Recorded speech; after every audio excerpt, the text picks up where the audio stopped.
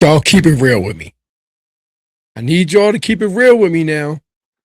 Is Shedeur Sanders closing the gap? Or is he really pulling away? Which one is it? You guys let me know. We'll be right back in 30 seconds. Ladies and gentlemen, I'd like to welcome you to the Scoreboard Keepers. We're around here, we don't keep receipts, we keep the score. So if you want to get on the board, make your point. If it makes sense, we'll add it to the board. If it don't, we won't.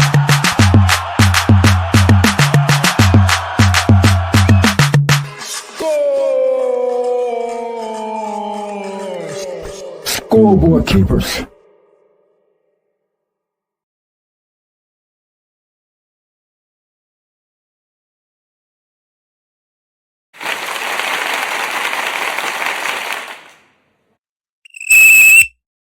Ladies and gentlemen, welcome back to another episode of the Scoreboard Keepers. I am your host, the Ref, where I keep you up to score on everything sports, hip-hop, and hot topics. Y'all let me know.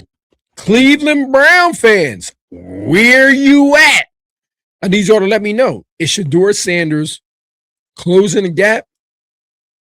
Or is he pulling away? Is it really a quarterback controversy in Cleveland right now? Is it really? I'm not so sure. They saying that Deshaun Watson is giving away gifts on the first day. On the first day, on day one, he got 2 picks already. And we got video of one. Yes, we do. Ooh-wee.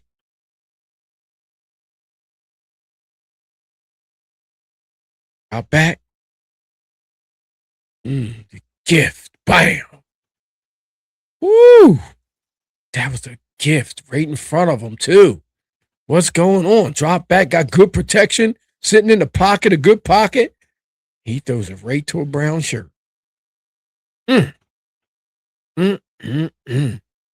Cleveland Brown fans, how do you feel about this? It's early, but damn, he threw up a floater, man. That thing was hanging in the air. It dropped right in the bread basket. Look at this. He's dropping back, looking, surveying the field, and he just dropped one right in there. I don't know where the receiver was at, but he anticipated him being somewhere. There's a lot of action going on, a lot of blocking, a lot of getting after it. Woo-wee. Cleveland Brown fans, I mean, y'all let me know how y'all feel about this. Like, what's going on? Is it really a quarterback race up there, or is this Shedeur Sanders' job? Is this Shedeur Sanders' job? Let's be real. After all he's been through, from being damn near 3rd, 4th on the depth chart last year, dealing with this whole Dylan Gabriel thing, and Kevin Stefanski thing, and all of those people in the media up there, man, Cleveland's media was an absolute mess. I was so disappointed in everything that he had to go through last year. I'm talking about from the very jump.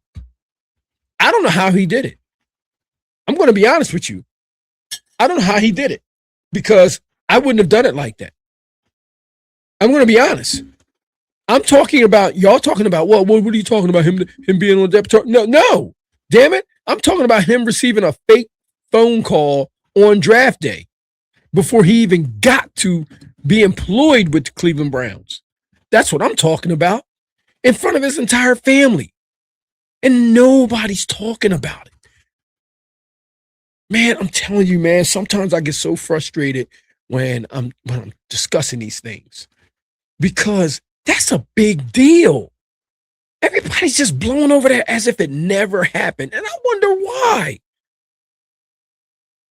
That kid that did that should never be allowed at another NFL game. Nowhere. And his father should never be able to take work home again. Why is nobody not? I wonder where that guy is. Somebody down in the comments, if you guys get a chance, tell me where that kid's father's at right now, because I'm curious.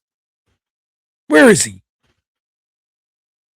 Where is that coach that took that personal information home? They was breaking all kinds of HIPAA laws. Are you kidding me? A kid got Shedeur Sanders' personal phone number, called him on draft day, and then prank called him and told him like, yeah, keep on waiting. You ain't getting drafted. Like said something crazy. Hey, this is so and so from so and so. Why the whole family's sitting right there, man. And nobody's even talking about it. Unbelievable. But yeah, they'll bring up some of the craziest things in the league about players. They'll bring up some of the craziest things, and they'll put it all over the media, and they'll talk about the new things they're going to put in rules, and they talk about how this person's going to be suspended for 6, 7, 8, 9, 10 games at the next season.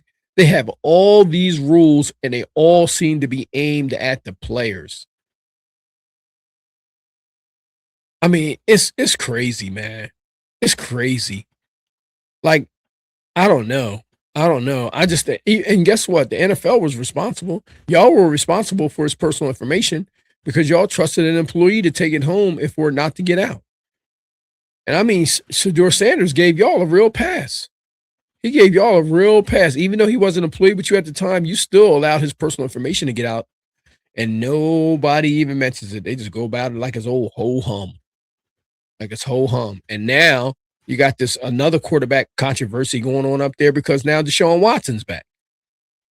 This is why I call Cleveland the quarterback carousel of the world. Because all of a sudden you come right back this year, it shouldn't even have been a question. It's Shedeur taking ones and Deshaun Watson's the backup. It's just that simple. It's just that simple. After all of this nonsense, you got to commit to something. You guys can't really be still looking for a quarterback, right? Come on. After all these, you drafted 2 in the same draft. So you can't be really looking for another quarterback. If you are, then we know who the problem is. You would have 2 there that you really don't want. You would have 1 there that you thought was going to be something that he hasn't panned out to be, which is the Deshaun Watson.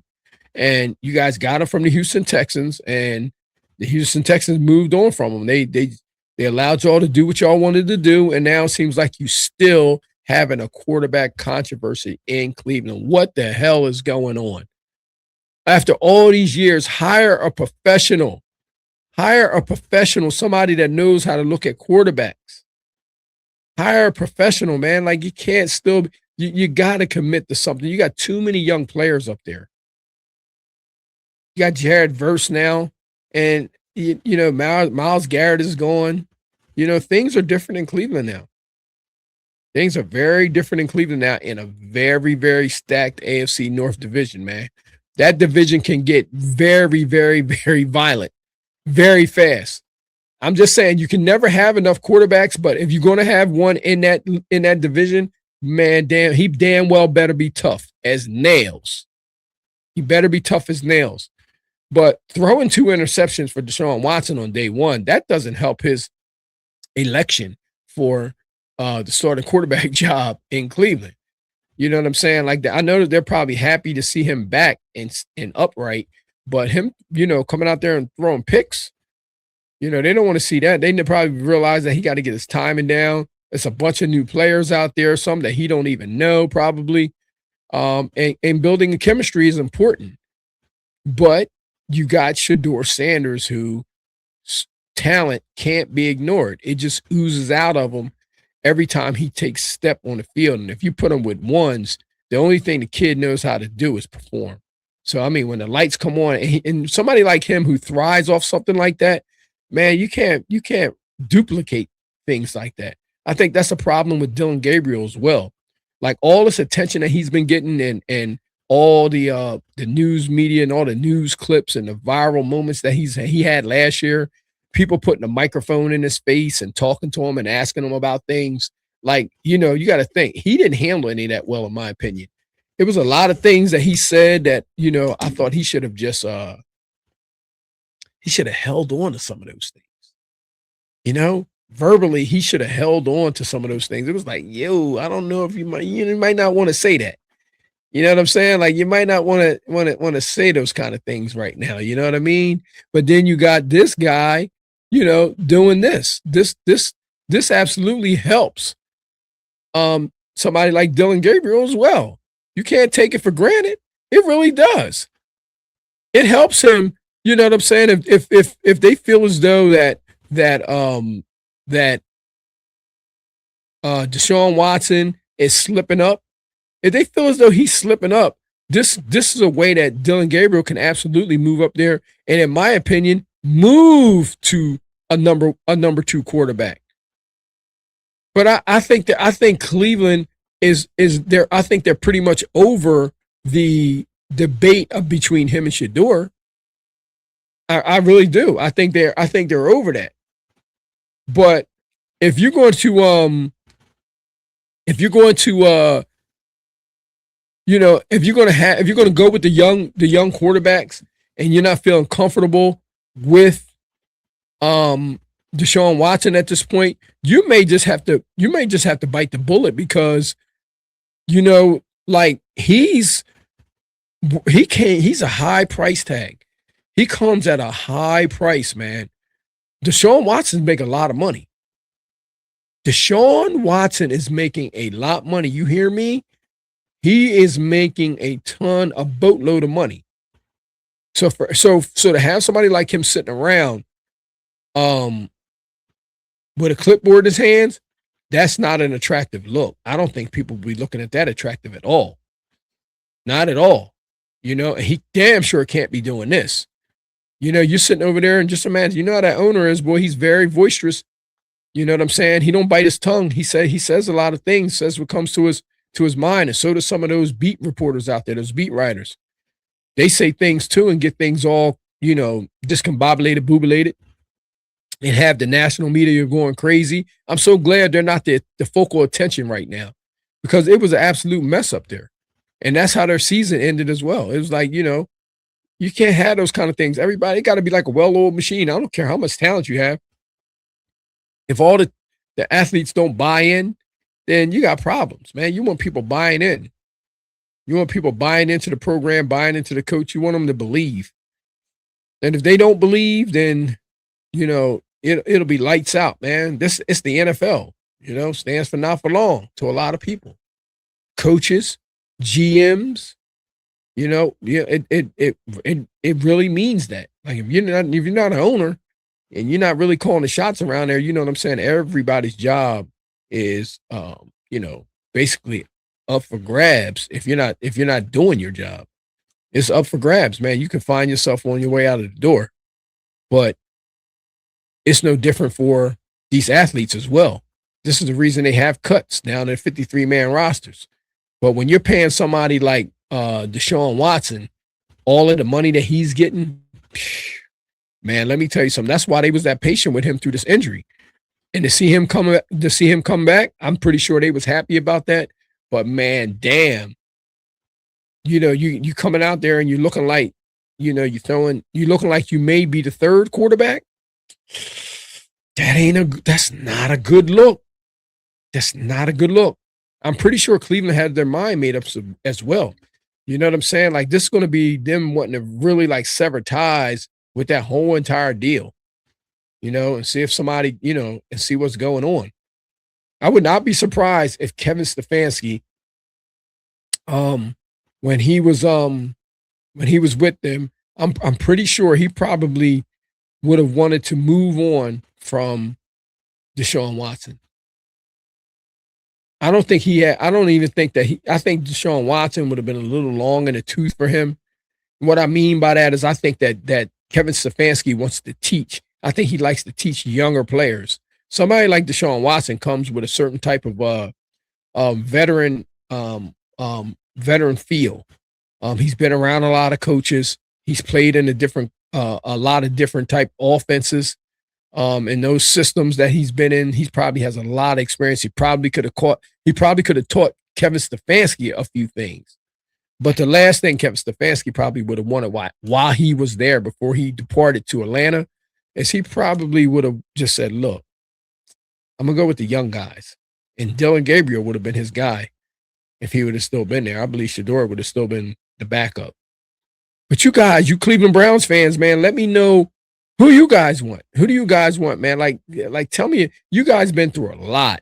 with this quarterback carousel. And I mean, I don't understand how you guys haven't gotten it yet, that in that division, everybody has a quarterback. If you don't have a quarterback, normally you don't win that division. You need a quarterback. The division is too volatile to not have one. But who do you guys want? Who do you guys support between the three? I should say between the three. Who do you guys support in order to move forward? And now with the minus Myles Garrett, so your offense is going to definitely need to be on the field. You know what I'm saying? It's definitely going to have some type of ball control and controlling that clock without that pass rush coming from Myles Garrett now. Even though you have Jared Verse, Myles Garrett is a different type of animal. But I'm curious how you guys feel about this in Cleveland, man, because you guys been through a lot. I ain't gonna lie. I almost feel this sorry for y'all. I ain't gonna lie. I do. But you guys had enough picks and had enough time to actually get it right. And it starts in the front office. And that's where the ref, myself, think that the problems are. It starts within that front office. It starts with the culture, what type of culture you have walking around that building, and what type of people you have walking around that building. And from my experience with this situation over the last year with that Kevin Stefanski stuff, the way you guys had reporters in those locker rooms, and some of these reporters were getting personal with those players, I thought the front office should have stopped them from being able to have access to them players.